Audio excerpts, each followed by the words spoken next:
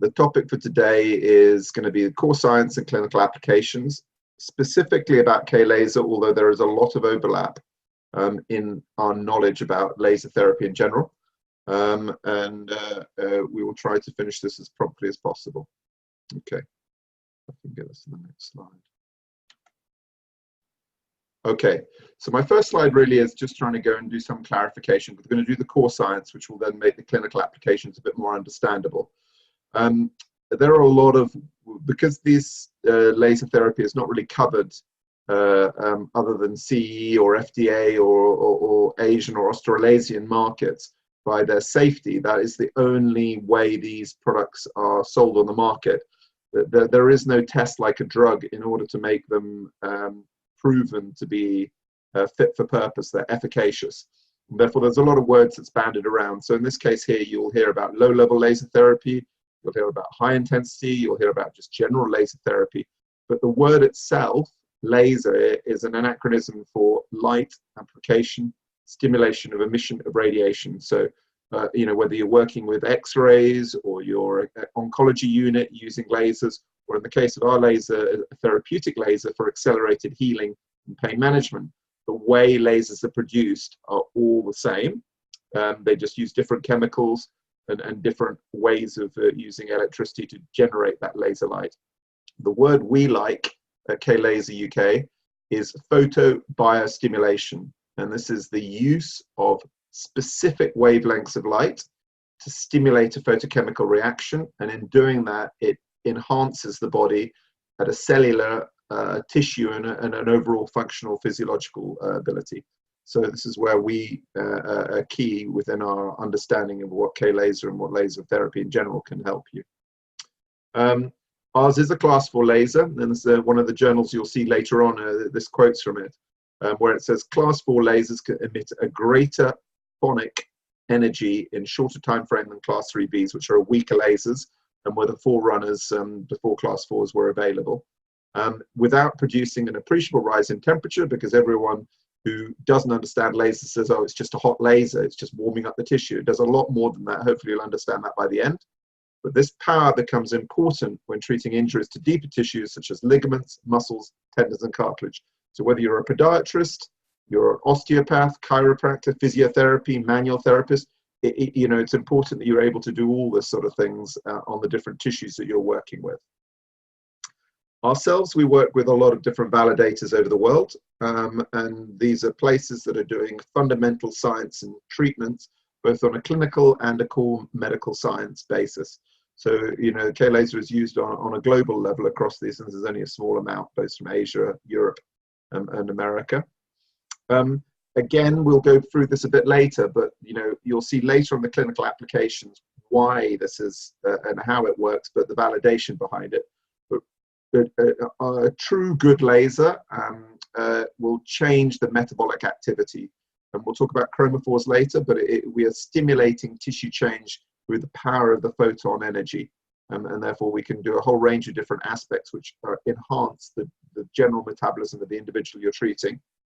One of the benefits is improvement in blood flow, so we can increase vascularity to tissue, and I think that's one of the most crucial aspects about using laser therapy, and the improvements in blood flow to it, and also it will affect lymphatic drainage. Because of that, it has both an indirect effect at improving and reducing the inflammation in damaged tissues, important for musculoskeletal and ankle injuries and all sorts of other musculoskeletal problems, but also there is a direct effect on the alterations in some of the cytokines that enhance the inflammatory process, and we can reduce that whole aspect. Nerves obviously are very specialized cells, but if we are able to go and stimulate keratinocytes, wounds, if we're able to go and do muscle cells, if we're able to do the fibroblasts in tendons and ligaments, we're also able, if we can penetrate deep enough, to have an effect on nerve function. And in doing that, we can have a profound effect, not just on pain management, but actually on some neuron disorders, and you'll see some effects on that.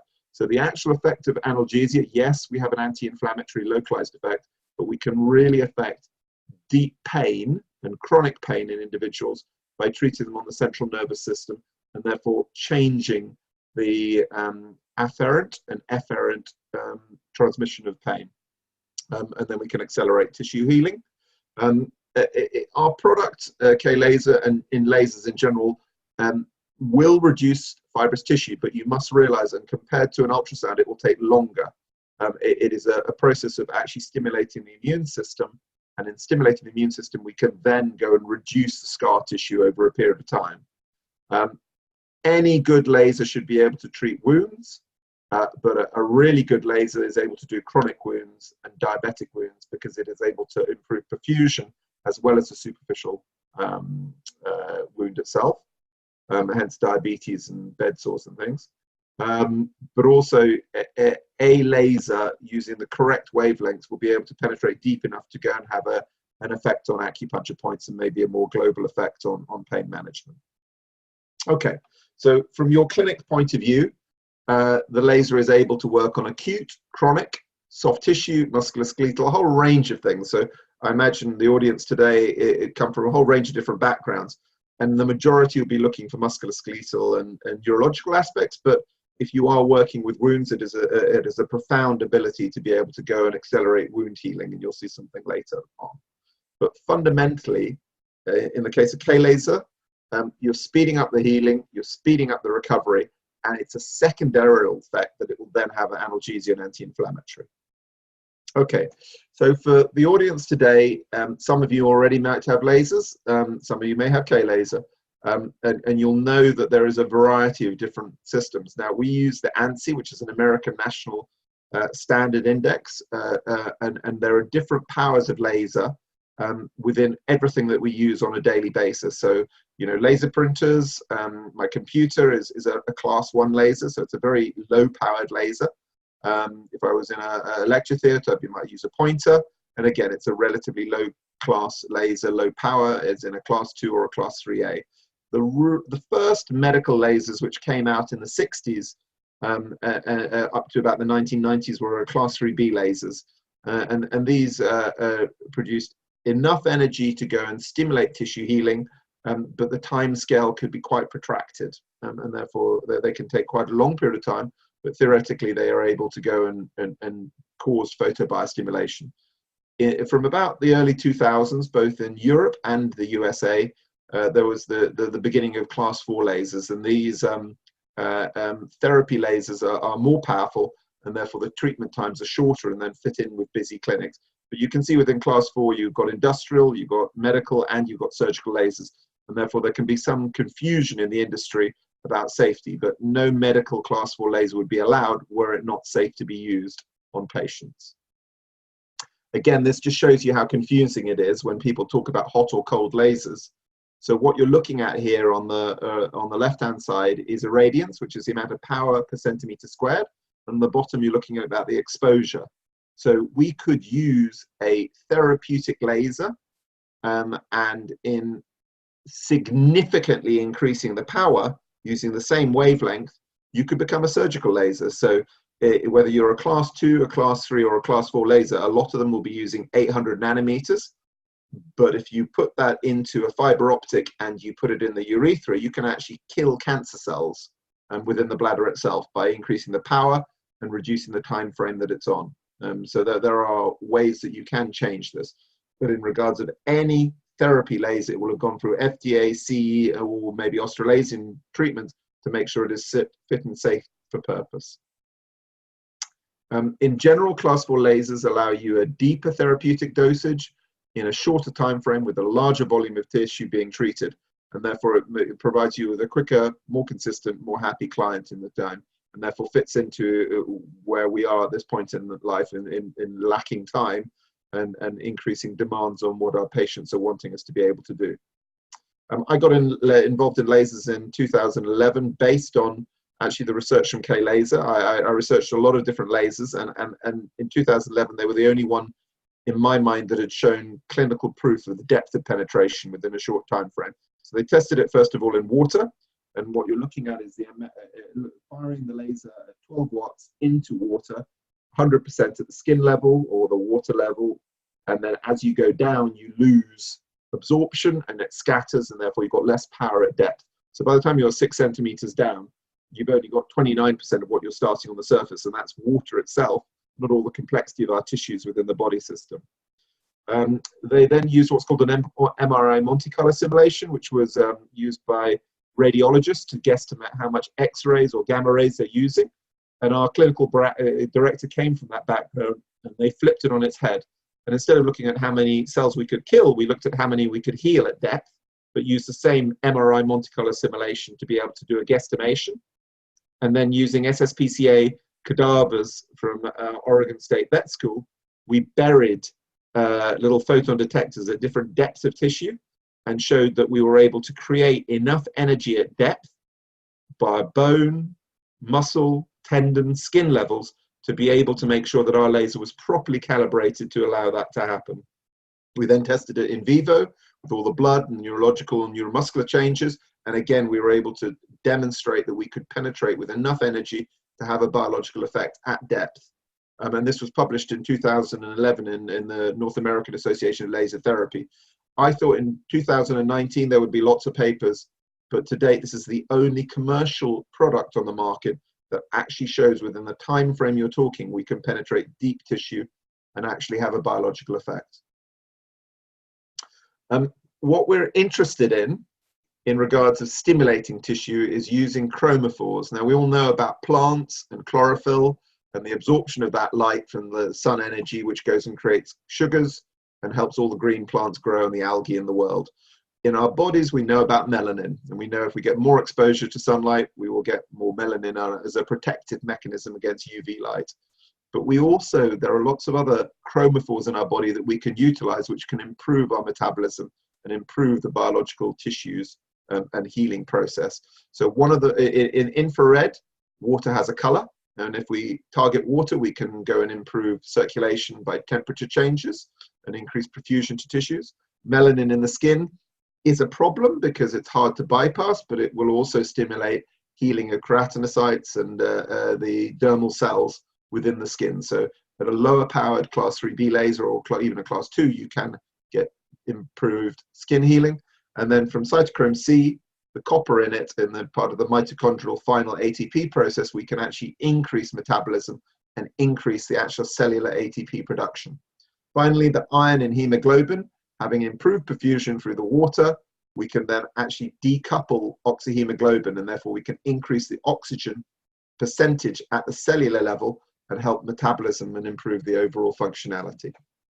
Okay, so this in our case is our cube 4 K.Laser. And what you're looking at is absorption on the left-hand side, and then the nanometers, which is the distance between wavelengths of the spectrum that we're working in. So we work in the red and we work in the infrared. And what you can see here is the absorption curve. If you look at the red, you can see hemoglobin. And when you're around the 905, 970, we have an increased levels of ability to go and decouple oxyhemoglobin, increasing oxygen. The blue is water, and we use a 970 in this case in order to go and stimulate increased opening capillary beds, and that temperature gradient allows you to improve perfusion. The black is cytochrome C in all our cells, but it is also the best penetrating beam. And the red, as you can see there, is the yellow is the melanin, and we use a lower power class 3B in order to treat that, in order to go and enhance it, not just as an aiming beam, but also it increases to go and allow you to accelerate healing of the skin wounds. Okay, so what this is going to show is just a video which goes and explains it. So it just pictorially goes and helps you understand it. So when we go into the body system here, you can see as we go into the vessels itself, we go right down to the capillary level. Now this may not be open, this capillary at this point in time, but by shining the laser on it and creating that thermal gradient, we can open capillary beds, and therefore will increase perfusion to the tissues, and therefore increase blood flow and all the metabolites to it, but get away the waste products as well. Now that we have hemoglobin now going into those vessels, the person may be injured, they may not be using their joint much, they may be not using their ankle, but now when we fire at it, we can decouple that oxyhemoglobin. We can change the shape of hemoglobin so it dumps oxygen in the surrounding tissues. We now go into the cell of the tissues, We've now increased blood flow, so we've got better metabolites. We've increased the oxygen to that tissue, which is fundamental for energy production within it. And now when we go into the mitochondria of all the cells within the body system, that final process, the cytochrome C, means that now we can increase the amount of ATP produced at a cellular level. So the usual process will go according to whatever the demands of the cells, but obviously if you've got injured cells or damaged cells, that may not be working so efficiently. And therefore, when we use K-Laser, and especially stimulating with the 800 nanometer beam, we can then speed up this final process of cytochrome C, and in doing that, we'll increase the ATP levels, which has been proven both by ourselves, but within other organizations. Okay, so I go to the next slide. Okay, so that was a very brief synopsis of about 40, 50 years work on regards of what chromophores we're looking at. We also know, and this is something that's been happening more recently, that actually different tissues are more absorbent and more reactive to different pulsing. Now, this isn't the wavelengths, this is the on-off cycle of a laser. And certain tissues do better with less frequency, and certain tissues do with higher frequency. So if you look at this picture here, those on the left-hand side, you've got the continuous, you've got a low frequency, a higher frequency, and then you've got a super pulse, and all of them are at a 50%, so it's on, off, 50% of the time. On the right-hand side, you've got 4 different cell lines, and if you look at that top line against continuous, you can see actually at continuous wavelengths, you stimulate much more leukocytic action. Where at lower frequency, and we're talking from anything from about 10 hertz, 10 times a second, up to about 150, 200, you can see you stimulate more bone cells, osteoblasts.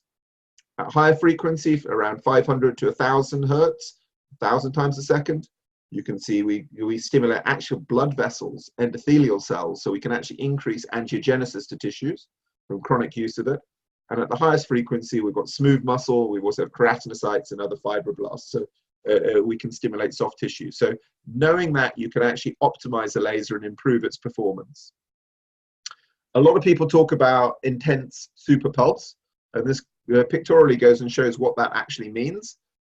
If you just had a laser on continuous, you actually get a lot of scatter, you get a lot of absorption and a lot of reflection. So actually on a continuous wave production, you may not penetrate as deep into a tissue as you'd like in the time frame you have. Super pulse is a bit like hammering a nail into a table, and the power of that in using an intense burst of light actually penetrates deeper into the tissue and has a better biological effect on getting to the joint within a short time frame. And this gives you an illustration of intense super pulsing. So you've got the 50% cycle, which is fantastic, but actually we can do better than that, especially with dark skins or deep tissues, in order to be able to penetrate deep to that. So what this is illustrating is what our intense super pulse does and why it's important, but it's also important you understand that there is a lot of misselling of what intense super pulsing actually is. So as this goes through the phases, it will be able to explain what's going on in regards to this. Okay, so this is an intense super pulse. So what you can see is the bottom is slightly larger, and then it goes to an intense peak. But what you've noticed on this is the actual average power hasn't changed, okay? So even to what we were doing on a 50% cycle, we've kept the same average power, but what we're able to do is do a much higher level of energy delivered at one point in time. The benefits of this is that when you actually deliver that energy to the actual patient itself, it means that it is able to go and penetrate deeper without causing superficial skin heating, and you're able to get to the tissue deeper within a short time frame. Now, this next one, I call the not so intense super pulsing. People go, oh, I've got a laser that produces 50 watts. I produce 100 watts. Well, in most people's idea, that would be very dangerous. But the reason they're able to get away with this is that actually they're on for such a short period of time that actually the laser hardly is on for a billionth of a second. And the problem with this is, even if it's on 20,000 times a second, actually that pulsing is so small that actually the average power goes low. And actually a lot of these purported super intense powers or super intense pulses actually have very, very low average, and therefore you still can't penetrate deep tissues with enough energy to have a biological effect. So hopefully that gives you a slight overview on that. So what's important is the duty cycle, and what's important is the average power with the peak power, and understanding whether this is a true super pulse or what we call a not so intense super pulse. Okay, the final bit about the core science, which is not so much about the laser, it's about you as a clinician, is treatment-wise, because like a drug, if you treat someone once, if it's only an acute thing, that may be sufficient. But most of the times you need to repeat treatment, and if you do not have a compliant client, then you'll have difficulty, because what a laser will do, and in this case we're looking at pain levels, is the average healing is that red line, but then you have deviated off when you've used the laser, and you've caused acceleration of that healing over that time frame. But if you do not repeat, say this person's done ligament damage in their ankle, then it will go back to normal healing. So the important thing is you're repeating at least twice a week on some of these, and you can get away in the acute injuries of actually treating them daily if that's possible within it. But the benefit is to be able to go and do, a shorter time frame, but with much more efficient healing. When you're looking at some of the chronic conditions, which I'm sure a lot of the audience do on a daily basis, what you're doing is you're bringing down that. You're providing instant anti-inflammatory, but if you're working on the spinal column, some more profound analgesic effects. But again, there's a seesaw effect, and it may not be as exaggerated as this after the first treatment. It may take 3 or 4 treatments before you start getting a proper delivery of that. So therefore, we recommend that you do 6 treatments over 3 weeks for these chronic conditions. And some of them, my colleague sitting next to me treats a lot of fibromyalgia cases. She'll be treating patients for over 6 weeks, twice a week, before she starts getting a really profound degree of changes in this sciatic or fibromyalgia pain. And that's more akin to what you're looking at that stage, where you're not looking at a cure, but you're managing that patient and getting them back to a level where they're able to go and be part of society again and having an active life. The important thing from your point of view is every person's different. So the type of condition, the origin of the condition, the diet, the exercise, obesity, the color of the skin, all these things have a profound effect on your guesstimation of how quickly and also the frequency you need to treat. So it's not a static process. You do need to use your brain and look at what's in front of you in order to make sure that you get the best out of the laser in that process. We also, I would say our technology is a bit like an Apple phone. It's fairly intuitive, and therefore you're able to go, treat the person according to their body size, treat them according to their skin type, which is important because it needs to recalibrate according to the Fitzpatrick skin scale. And then you also have the ability of then choosing whether you're more interested in pain management or more interested in healing, and therefore the chronicity and the pain levels may vary as you adapt with the patient itself. Okay. In summary, if we look at the left top side, dosage is important because the higher the dosage, the more profound the pain, where you may get less pain on a lower, and the way we manipulate the power is also important according to your skin type. That also has this effect on this pulse density, power density on regards to what we're delivering depending on skin types and depth of tissue. The frequency will determine on depending on what tissues you're trying to treat. Obviously, if you're treating an ankle or an elbow or a hip, there are lots of different tissues, and we will do 10 phases in the treatment protocol. But if you're doing a Achilles injury, then you may only be doing high frequency throughout that process. And then finally, the wavelength, which is the most profound aspect about it, allows you to really manipulate how we are able to go and treat and improve the metabolism, the blood flow, and the overall healing of that individual. I look at the technology a bit like this. Things move on, life moves on, and therefore I see our laser as part of that evolution. It's definitely not the end product, and thankfully in medical science things continue to evolve, but it is definitely an improvement on where we were even 10 years ago. Similarly, in regards to power, it's not, a class 3B will definitely get you there. It just takes longer. And in getting longer, you'll have an effect on regards of the acupuncture points, but it may take much longer in regards of actually going and treating profoundly deep tissues in regards of biostimulation, photobiostimulation. That gives you a bit of an overview about what the laser does. We have a machine which has 3 wavelengths. We have one which has 4 wavelengths, but they have these short protocols on average 3.5 minutes, and it's very portable. But it also allows you to have Wi-Fi updates, because we know in the course of a year, the amount of research coming out means that our machine needs to update and refocus on regards of improved protocols. and throughout its lifetime it's able to do that. We're also one of the only lasers that has NICE approval, and we're very proud about that in the UK. But on a global level, obviously we have CE and FDA and Australasian and Asian and South American approval on the health boards.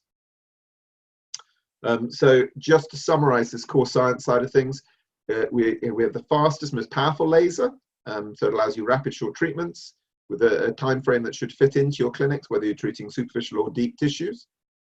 We have a very large spectrum based on the wavelengths we're using to improve perfusion, oxygenation, metabolism, but also we've got some data recently from Bristol University showing the anti-microbial effect, which is very useful using on wounds or on post-surgical aspects. The pulsing optimizes it and allows you through 10 protocols, 10 phases in a protocol, sorry, to be able to improve the outcomes of that. And then from the intense super pulsing, it allows you to penetrate deep tissues safely without causing any tissue damage on even the darkest of individual skins. Okay, so that was the end of the first session. I'm happy to take any questions, or I'll just carry on. If I don't see any hands up, I will continue on at this stage, and then we can have questions and answers later. Hopefully you can see clearly from your aspect at the top of the screen, if you put your mouse up there, how you can answer questions, and then I will be highlighted to me. Okay. All right. I will continue now on the clinical aspects about laser therapy and K.Laser. Okay, so we're going to look at the clinical publications that are out there and some of the most recent research. But in general, where we work on rehabilitation from manual therapy to podiatrists, and this is the main bulk of the people who are using it. Yes, doctors, yes, orthopedics, yes, neurologists may be prescribing it, but they're not the actual ones tending to do this performance. It tends to be manual therapists, podiatrists who are using it. We do, though, in the pain management side, have anaesthetists who work privately, and they use this as part of their sciatic and fibromyalgia and MS treatments. And we also work with doctors in the wound healing aspect, or tissue viability nurses in regards to diabetic ulcers, and also podiatrists in this area where they're treating onychomycosis. We also use it post-surgically to accelerate and reduce the incidence of breakdowns. There is work on this on one different laser in the dental world. It has a different wavelengths in there, a blue laser, and it's used very much in that area. But we're very proud of the fact that despite this being photobiostimulation, we actually have NICE approval for use of K.Laser on oncological treatments, especially mucositis, as a damage from the radiotherapy. And we had a big study that was an RCT study from Italy that showed the benefits. And we also work with the elite sports. So that just gives you a very generalized picture, working from care homes and the general public. The blue light can be used in which is another lecture, but we work profoundly on whether it's hand therapy, on musculoskeletal lower, on back injuries, but also on the podiatric side, treating wounds and onychomycosis, plantar fasciitis, and Achilles tendon injuries. We work with a lot of sporting groups across the globe, and again, are proud of our ability to be able to do that. And we work from, I would say, babies to seniors to desk jobs to athletes, so the whole gamut of people within society, but also the elite side. Okay, so on the scientific side of things, this is not the best slide, I'm not very proud of it, but it is just to show you on the bottom right, there are papers out there showing the profound effect that therapy lasers can have on wound healing. And some of these papers look at fibroblast proliferation, the effect that we actually stimulate growth factors in the skin, and the fact that we can improve the mobility and the viability of the keratinocytes. The knock-on effects there is faster healing, wound contracture, faster epithelialization by stimulating all of the cell lines within that skin structure, and reducing the time, but also on some of the really chronic problems of improving the outcomes.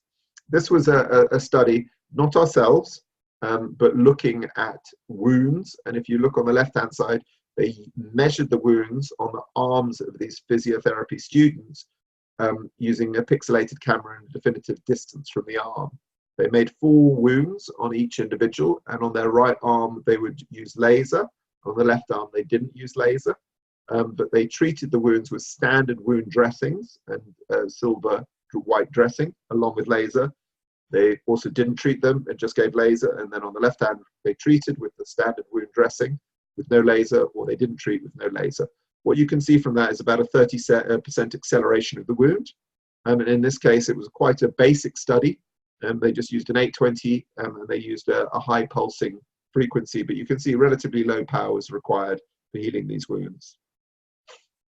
Where we have been interested, and where my colleague, especially sitting next to me, Antonella, has been profoundly involved over the last almost a decade now, has been in treating really horrible chronic wounds, and whether that's post-surgery and a non-healing wound, or more importantly, stuff in regards of involved with poor blood flow, poor lymphatics, and often an underlying disorder like diabetic foot ulcers or bed sores based in the elderly. And in these cases, we know we have a very, very important aspect in regards of helping patients and ensuring, more importantly, that they do not end up with amputations or end up with more serious complications from these. To start with, I was going to show you a bit of research that we've recently published from Bristol University. Yes, this is a dog study, but we were looking at laparoscopic ovary-hysterectomy wounds, and we used a human asepsis score. And on one single treatment with the K.Laser, we halved the asepsis score, which means an improvement in the healing. It removes a reduction in the infection and an acceleration in the actual wound closure. And what the left-hand log scale is the amount of bacteria on the skin that was being swabbed. And at the standard wound setting we have for K.Laser for simple incisions, at 100 joules, we went down to 0 infectivity on the skin level. When we tested this further and we infected, in this case, cadaver skin, we found that when we took away the wavelengths at the optimal power and settings and pulsings, we actually increased the infectivity. So when we took away on the left-hand side the 905 wavelengths, the infection went up. And when you look on the right-hand side, the 660, again, the infection went up. So we really did have a very profound effect in regards of the infection increasing. The further results that have gone on is looking at a whole meta-analysis of different studies looking at wounds. And there are 34 double-blind placebo-controlled studies in this. And what they used on the bottom left is the Cohen's d. So the higher the positive number, the more positive the lasers were in accelerating and improving the tissue healing of the wounds. Okay. And when you look to the right-hand side, on the top line, you can see flap survival. There were 2 studies there where on the rate of healing, there were 14 studies looking at this.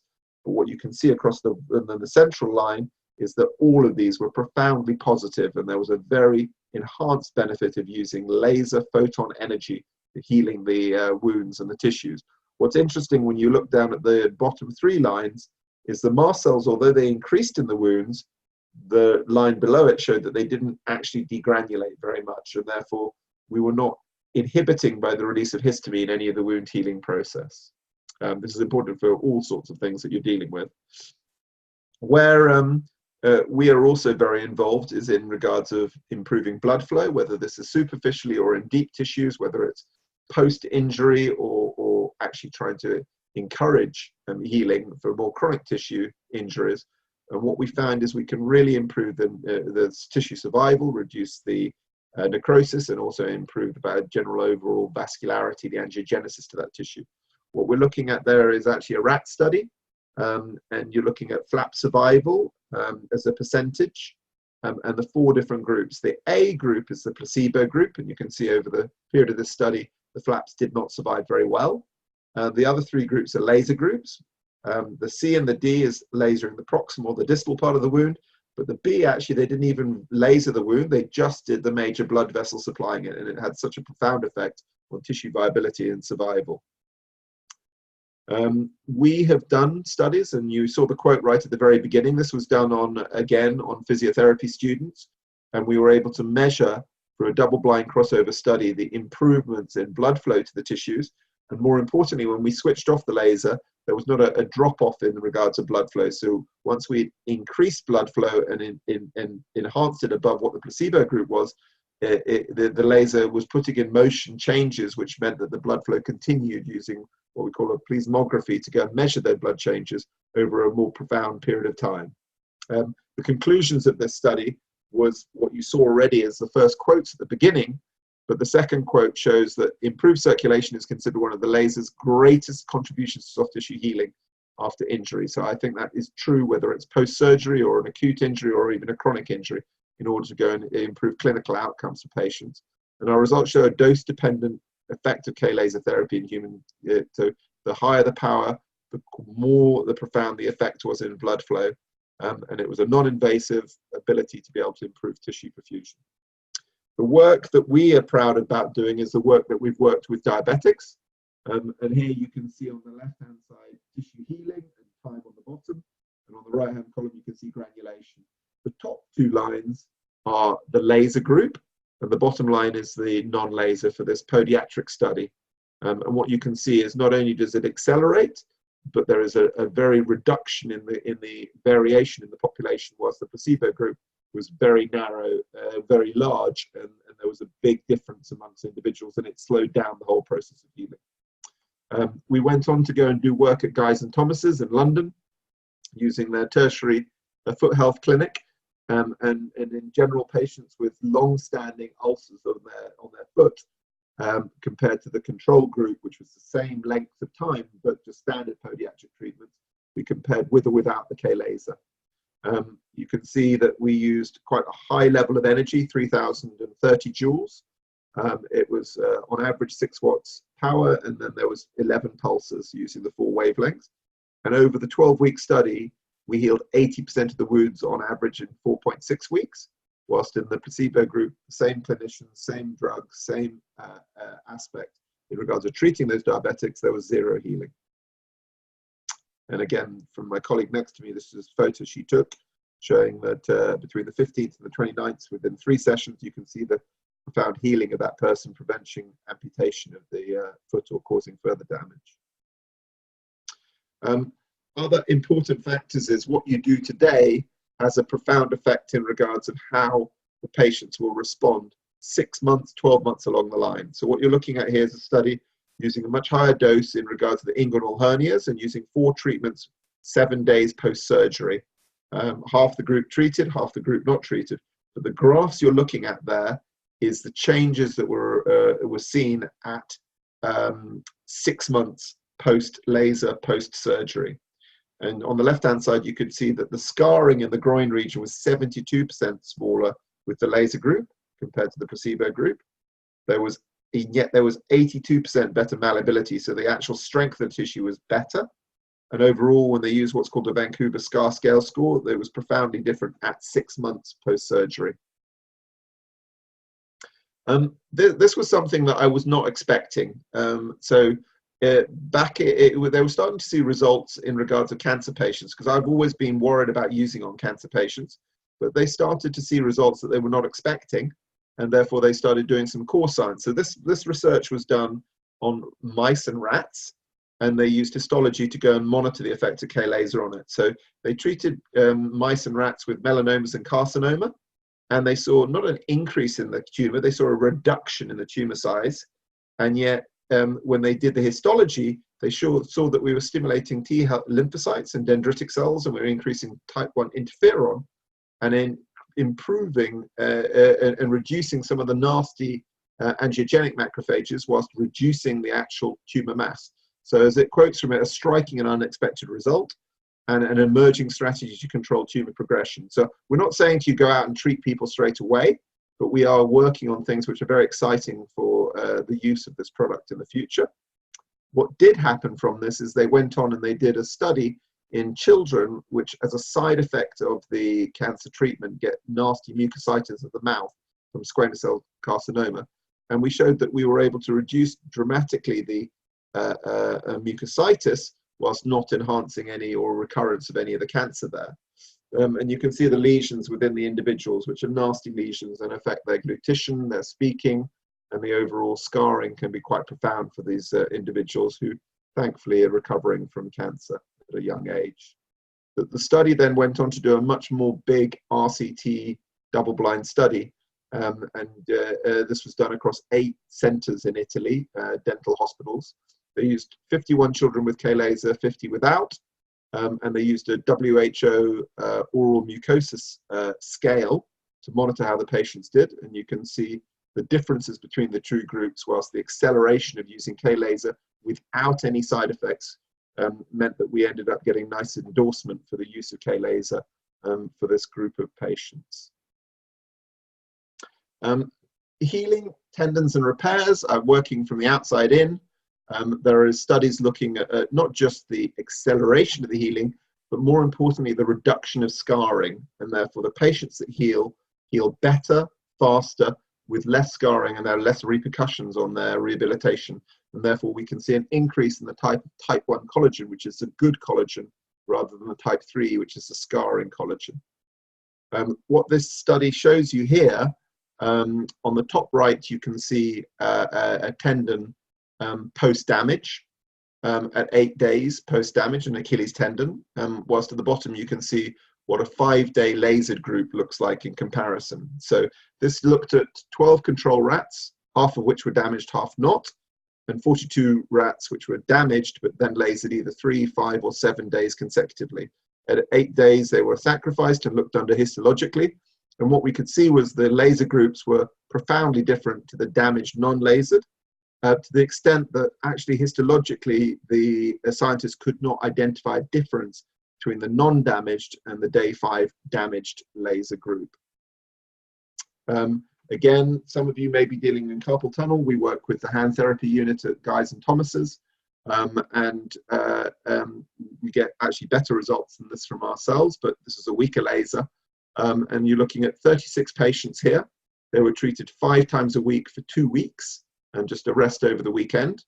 And what you can look at the bottom there, they used a grip strength in regards to measurements. But what happened after 2 weeks, there wasn't a significant difference between the two groups. There was a difference numerically, but it still wasn't significant. At 2 weeks, they decided to stop the laser and then re-examine those patients, both the laser and the non-laser group, at 4 weeks now. So that's 2 weeks after finishing laser group. What happened is the patients continued to improve who were lasered compared to the placebo that continued to get worse. And now the values of the p-values were significant. When we looked at the VAS scales, which was a more generalist overall scale of the patients, actually you can see the same thing happening, but it was significant at 2 weeks and it continued to improve whilst the non-laser group continued to get worse over that 4-week period. So there was a mirroring of that on that basis.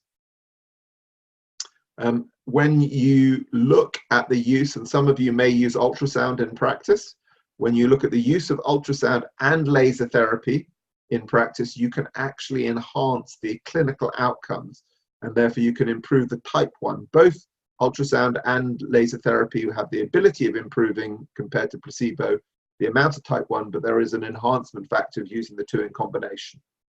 So if you do have that ability to be able to do that, there does seem to be benefits in regard to using it. This is not shockwave, this is just using low power ultrasound. When you look at the differences, looking at across all biological papers, there is a more profound effect of laser therapy in regards of how it biologically and physiologically and anatomically works on the body system compared to ultrasound. And more importantly, there are quite a lot of contraindications for ultrasound because you cannot use it immediately post injury. You cannot use it over metal implants. You cannot use it over broken skin. You are not able to use it over your chest cavity, and you need certain, or your abdomen, so you can't use it over the back really. Whilst the laser has none of that contraindication. So you could use it straight away post-surgery, pre and post, and you can use it over all your ribs, backs, all the other areas of the body system that you may be contraindicated with ultrasound. Musculoskeletally, again, this is really top line, but we could have shown that you can improve the general biochemical activity within muscle cells. You can improve the amount of muscle fibers, which has a profound effect in regards to rehabilitation. And the earlier you work, the quicker that will be. And more importantly, you can reduce the inflammation and therefore the negative effects on that healing process. and will improve the overall angiogenesis from using it chronically on patients to enhance that blood flow to the tissues. We were working with the College of Charleston, which is a physiotherapy school. We were able to show that if you use it prior to exercise, you can enhance your performance with exercise. This was using a dynamometer in the arm, and we were able to show that we significantly improved the performance and reduced the fatigue rate compared to the placebo group. Interestingly, in the veterinary world, our KLASER is banned under FEI rules, so you cannot use KLASER on the actual race course, although you could use it prior to and after a horse has performed on the race course, but you cannot use it there because of its enhancing effects. From a bone repair, again, you can use it straight after surgery without any side effects. And looking at the control group versus the laser group, you increase osteoblast action, you increase the bone formation, and also the collagen reformation within that area. So it will accelerate, along with the soft tissue healing, any patients who are undergoing surgery or have a non-displaced fracture. I am not going to go through that, but I'll go straight to neurological function. And on neurological functions, again, there is a lot of research into this, and we have papers to prove that we can penetrate the cranium. The bone in the brain is quite easy to penetrate, and in penetrating the cranium, we can actually go and affect tissues in deep spinal or in the cerebellum or in deep areas. And this is an area of ongoing research. But more importantly, when we treat the actual discs, whether you have a disc protrusion or you've had back surgery or you've got an entrapment that isn't requiring surgery, we can improve the clinical outcomes and reduce cell apoptosis and improve the functionality of those nerves supplying your appendages. This was not our research. This is someone looking in the laboratory, and they showed the placebo of rats versus the laser group. And they were able to show that using the infrared, they were able to stimulate nerve fiber sprouting and nerve migration, and they were able to increase the interconnectivity between nerve cells, which is where we work on in regards to sciatic and fibromyalgic and neuromuscular pain. Okay. Again, I will move down strictly to this. So looking at the osteoarthritic side of things, we are using a high power, looking at the bottom left corner, using a high 48 joules, 10 watts per centimeter squared, just using an infrared beam, but you're treating people twice a week for 4 weeks. You can see post-treatment, 2 weeks and 2 months, how compared to placebo effect, we have a profound effect in regards of it. And you can see the enhancement in the actual overall joint movement of those patients without any other treatments involved. Obviously, you're using, you might use supplementation, you may use manual therapies, you may use non-steroidals, but this is just looking at the laser alone. And some of the work that we have worked on fibromyalgia in patients, this was a group of 70 females. It was 70 females because they were all recovering from cancer treatment of their bowel, of their cervix, of their ovarian cancer. And the side effect of the cancer treatment was to cause fibromyalgia. So using our protocol, we went up to 10,000 joules that we delivered to these patients over a 15-minute period. And we were able to deliver that not just to the actual lumbosacral nerve roots, but also to the actual area where they perceived pain. The beauty about the study was they had no complications amongst the patients, and the data indicated an effective low toxicity treatment for the chemotherapeutic induced peripheral neuropathies. And they speculated that it was because of the fact that we were preventing apoptosis and improving the nerve sprouting that we had this profound effect on regards of changing their perception of pain. From a clinician's point of view, we recommend that you go and treat people at least twice a week.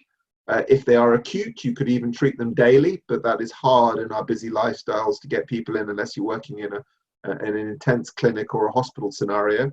And the same would go for wounds. You can treat people daily, but in general, you need to treat people at least twice a week to show that knock-on benefits. And some of these treatments, especially the chronic neurological or the osteoarthritic, may require lifetime treatments, but you may be able to go to a much lower once a month or once every other week treatment once you've got that patient under control and got a much better clinical performance. So in summary, when you look at it, we have a lot of papers, but we are the fastest and most powerful laser out there, clinically safe, but we have a wide range of applications. And as you can see from that, we are NICE approved, but also we are able to go from both superficial, non-healing, complex diabetic wounds down to really deep neurological sciatic aspects and neurological musculoskeletal problems. I'm going to leave it at that point, and we'll have questions at the end, but I'm going to pass